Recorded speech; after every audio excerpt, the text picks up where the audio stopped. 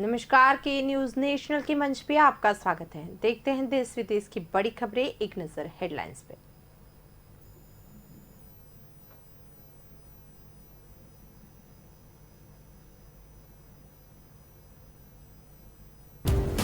पंजाब के नए मुख्यमंत्री चरणजीत सिंह चन्नी ने सोमवार को सीएम पद की शपथ ली। पूर्वी लद्दाख की गलवान घाटी में भारतीय जवानों पर धोखे से वार करने वाला चीन एक बार फिर से भारत को धोखा देने की फिराक में। चीन अपने स्पेस सेंटर की सप्लाई बढ़ा रहा है। चीन ने अपने तियांगोंग अंतरिक्ष स्टेशन को सप्लाई पहुंचाने के लिए सोमवार को एक कार्गो स्पेसशिप लॉन्च किया।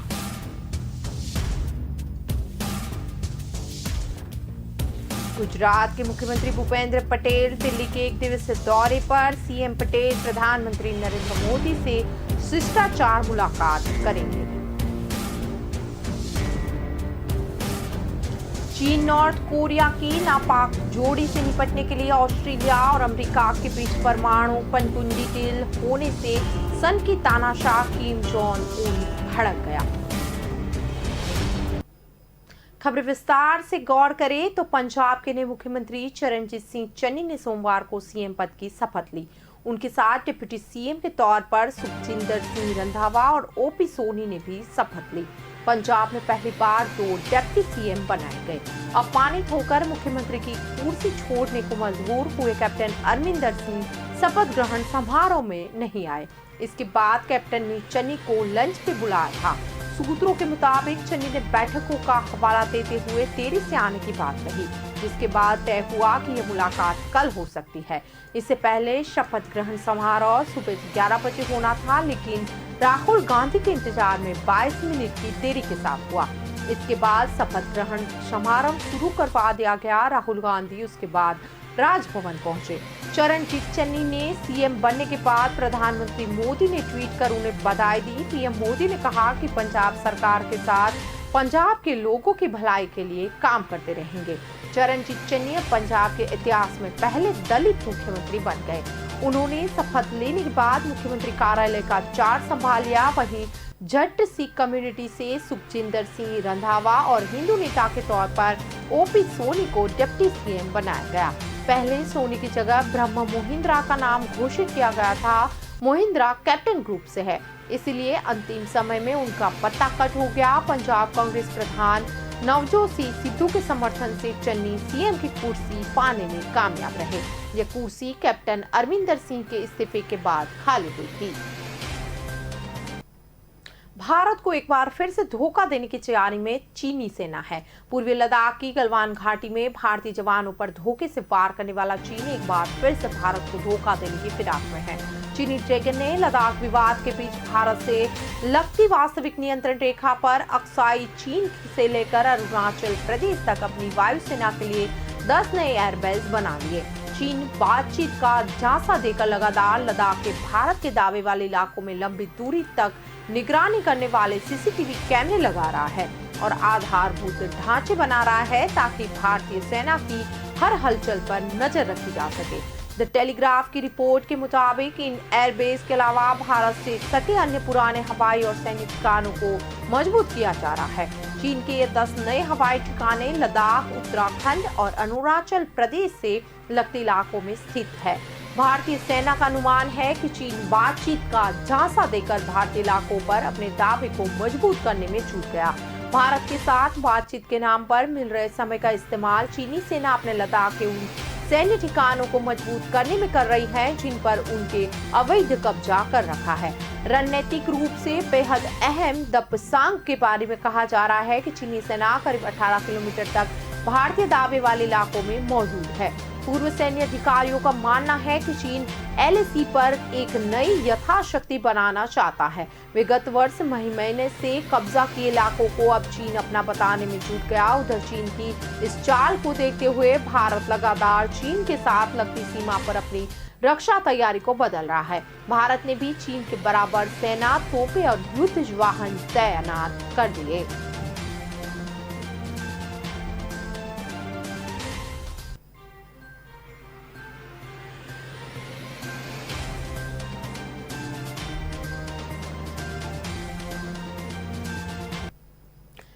अपने तियांगोंग अंतरिक्ष स्टेशन को सप्लाई पहुंचाने के लिए सोमवार को एक कार्गो स्पेसशिप लॉन्च किया। दूसरे क्रू मिशन की तैयारी को ध्यान में रखते हुए भी इसकी लॉन्चिंग हुई है।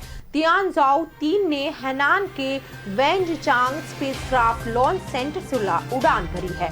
अंतरिक्ष यात्रियों के स्पेस शटल से पृथ्वी पर लौटने के ठीक 3 बाद इसे भेजा गया। तियानजाओ वेसल का चीनी में मतलब स्वर्ग की जहाज है।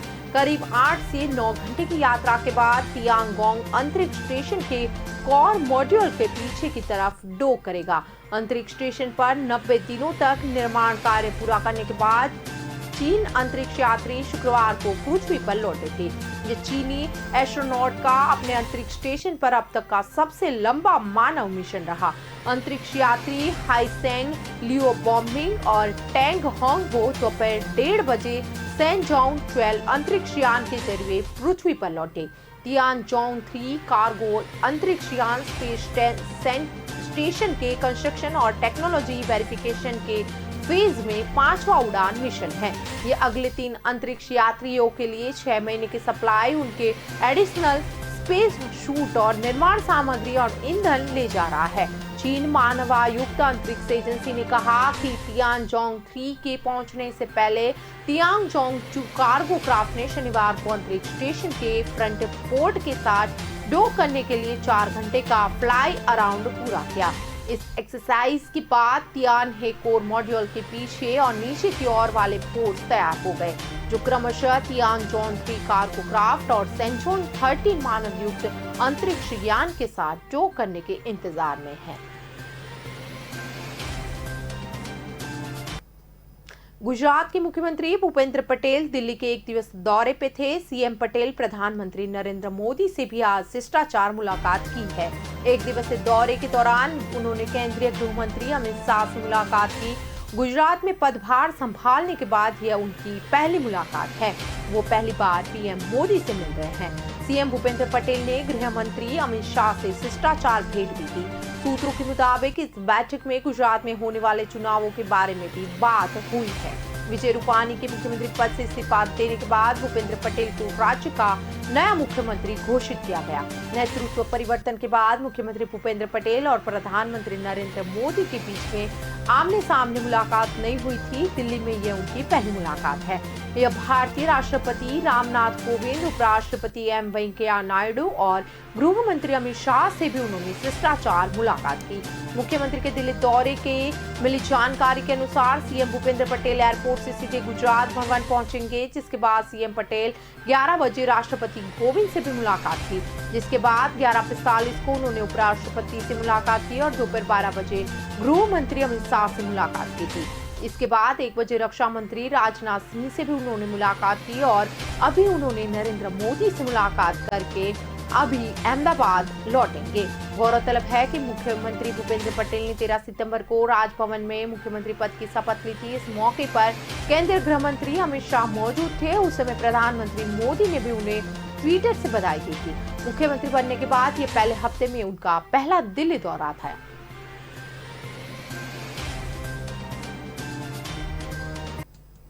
चीन और नॉर्थ कोरिया के नापाक जोड़ी से निपटने के लिए ऑस्ट्रेलिया और अमेरिका के बीच परमाणु पनडुब्बी डील होने से इतनी तानाशाह किम जोंग उन भड़क गया।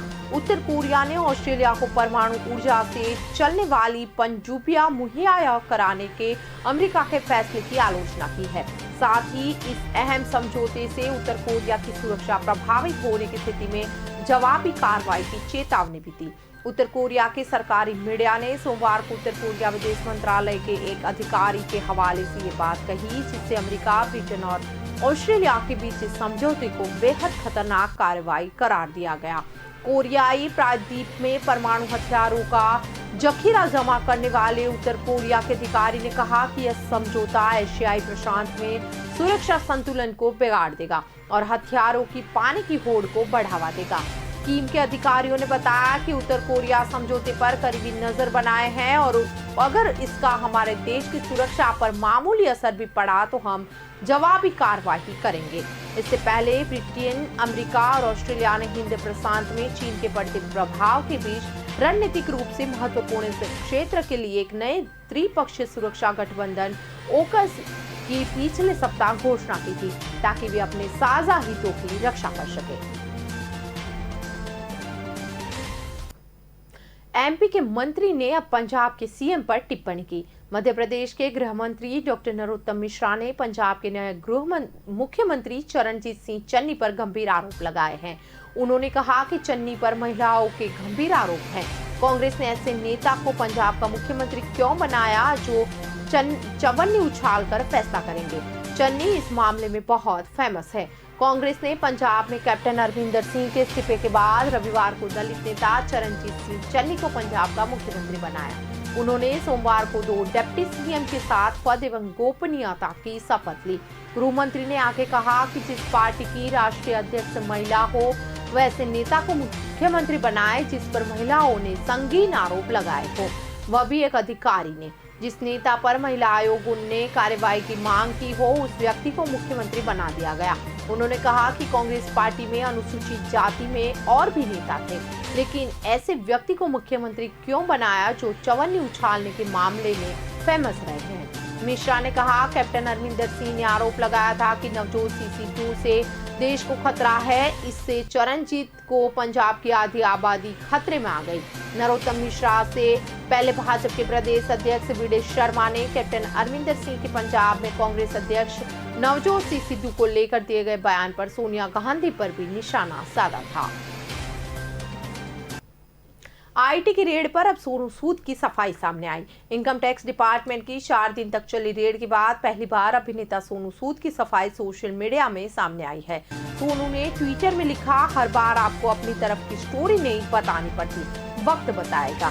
सोनू ने पोस्ट की शुरुआत में लिखा, शख्स राहों में भी आसान सफर लगता है, हर हिंदुस्तानी की दुआओं का असर लगता है। मैंने अपनी पूरी ताकत और दिल से भारत के लोगों की सेवा करने का प्रण लिया है। मेरे फाउंडेशन का एक एक रुपया कीमती जिंदगी बचाने और जरूरतमंदों के लिए है। इसके साथ ही कई मौकों पर मैंने विज्ञापन के ब्रांड्स को प्रोत्साहित किया है कि मेरी फीस को मानवता की सेवा में डोनेट करें ताकि कभी पैसे की कमी न पड़े। मैं कुछ मेहमानों की आवभगत करने में व्यस्त था और इसीलिए 4 दिनों से आपकी सेवा के लिए उपलब्ध नहीं था। अब मैं एक बार फिर से विनम्रता के साथ आपकी सेवा में जिंदगी भर के लिए वापस आ गया। कर भला तो हो भला, अंत भले को भला, मेरा सफर जारी रहेगा। जय हिंद। इस ट्वीट का जवाब देते हुए दिल्ली के मुख्यमंत्री अरविंद केजरीवाल ने कहा, सोनू जी को और ताकत, आप लाखों भारतीयों के हीरो हैं।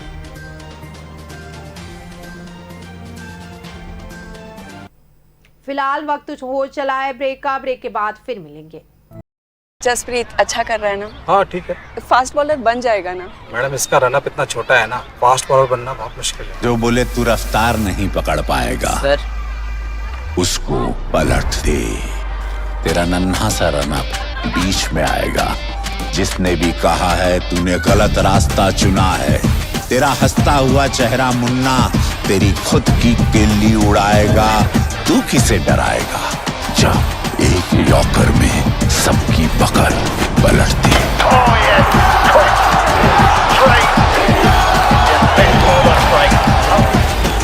थम्स अप, तूफान वही जो सब पलट दे।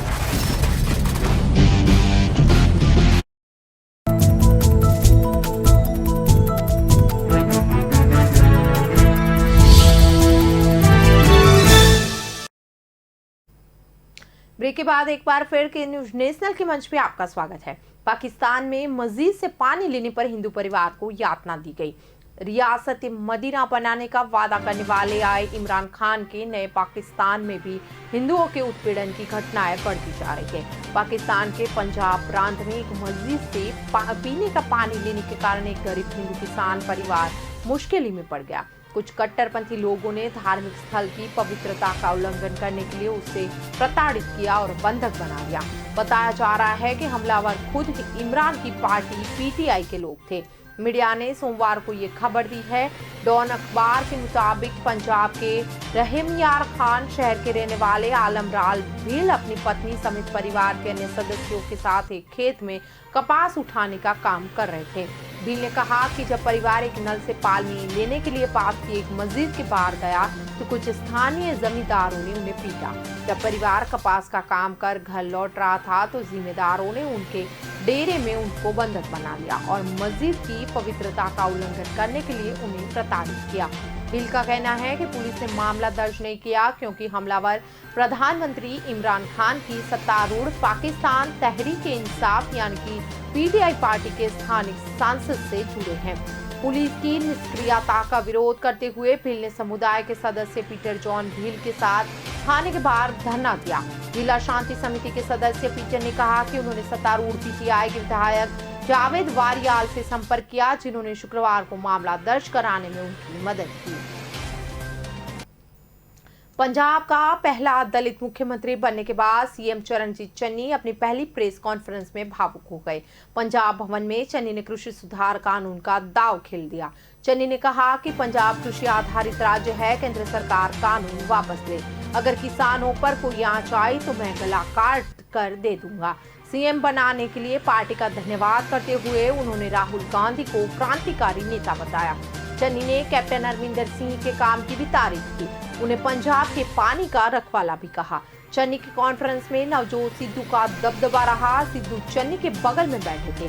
उसके बाद डिप्टी सीएम की शपथ लेने वाले ओपी सोनी नजर आए। चन्नी जब भावुक हुए तो सिद्धू कभी कभी उनकी पीठ थपाते रहे और हाथ पकड़ते रहे। चन्नी ने कॉन्फ्रेंस हिंदू स्टाइल में ही खत्म की। अपनी बात कहकर किसी सवाल का जवाब न दिया। सीएम चरणजीत ने कहा कि पंजाब में आज से कांग्रेस का राज है। मैं भी एक साधारण वर्कर हूं जिसे मुख्यमंत्री की कुर्सी पे बिठाया गया। मेरे लिए कांग्रेस भवन मंदिर है। मेरा बिस्तरा कार में लगा है। सुबह 4 बजे निकल जाता हूं।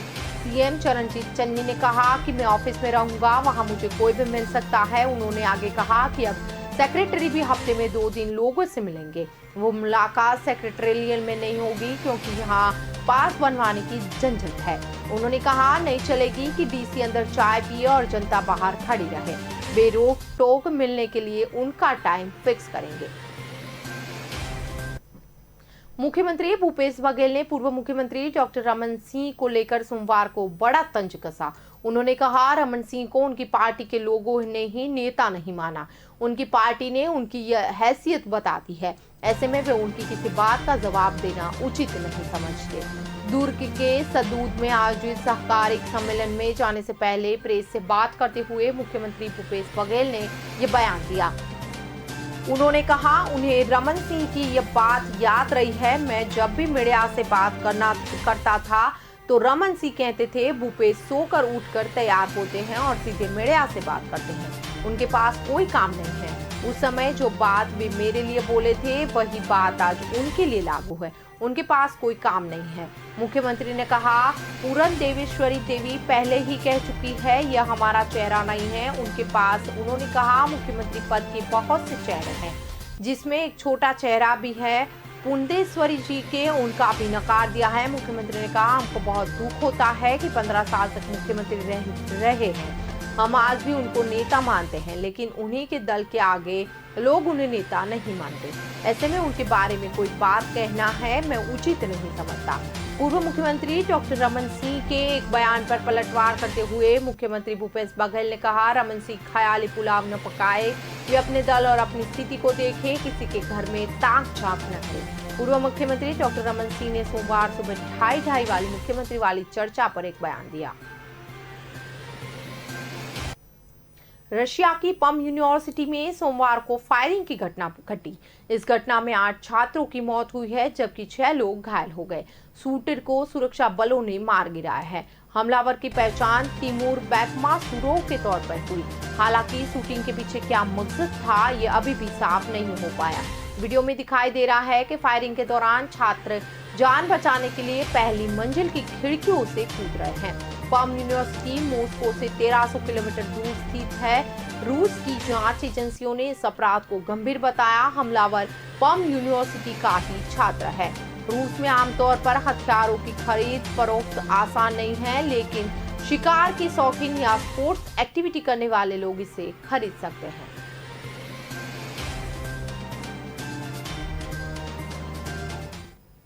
HDFC बैंक अब नया क्रेडिट कार्ड लॉन्च करेगा। निजी सेक्टर का बड़ा HDFC बैंक नया क्रेडिट कार्ड लॉन्च करने की तैयारी में है। इसे पेटीएम के साथ को बॉन्डेड किया गया। इसे वीजा कार्ड द्वारा संचालित किया जाएगा।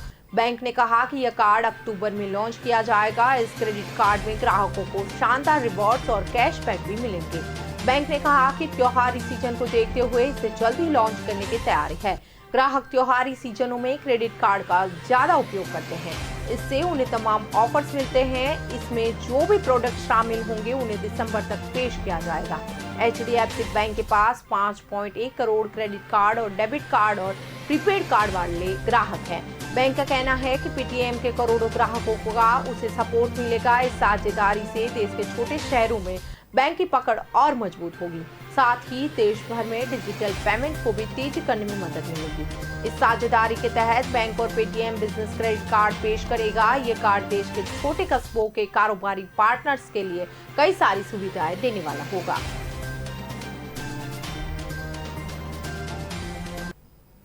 छत्तीसगढ़ विधानसभा परिषद में आज लाइट कैमरा और एक्शन की गूंज है। यहाँ निर्देशक तिग्मांशु धूलिया की वेब सीरीज 6 सस्पेक्ट की शूटिंग हो रही है।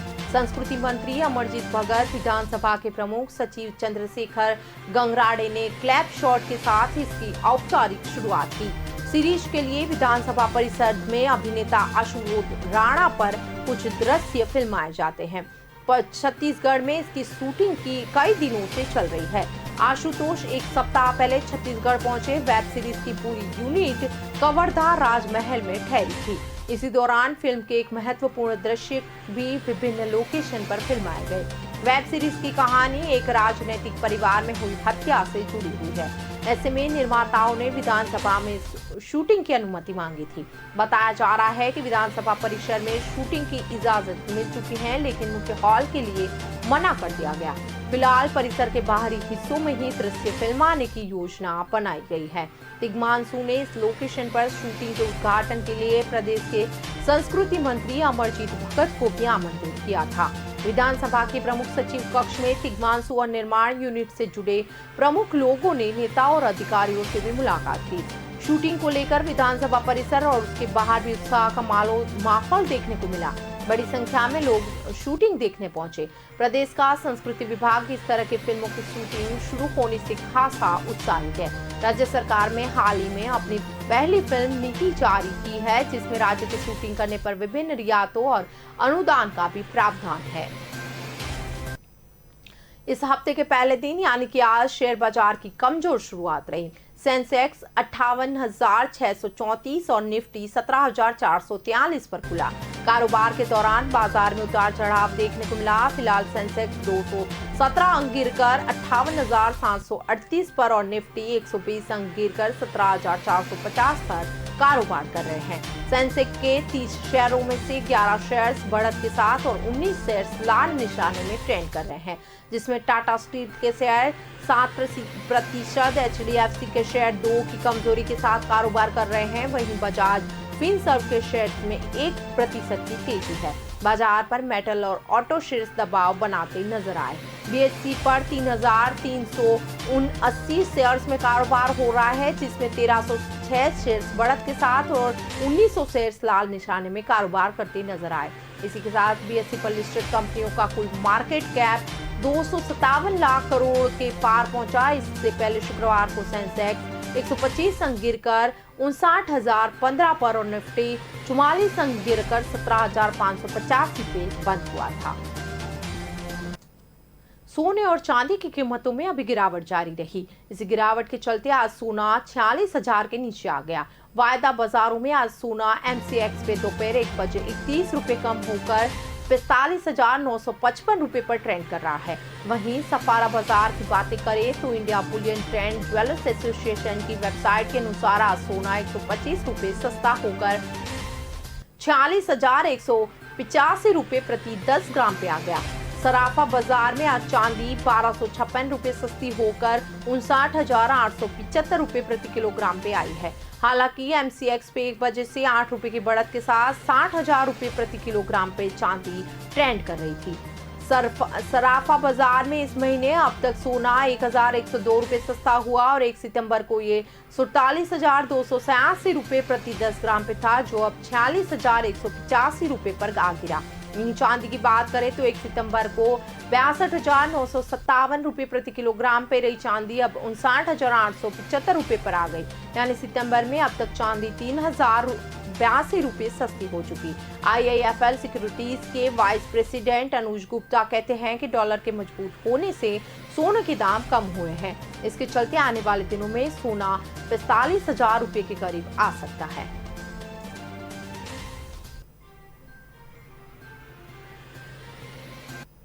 अब तक की खबरों में बस इतना। ज्यादा खबरों के लिए देखते रहे के न्यूज़। नमस्कार।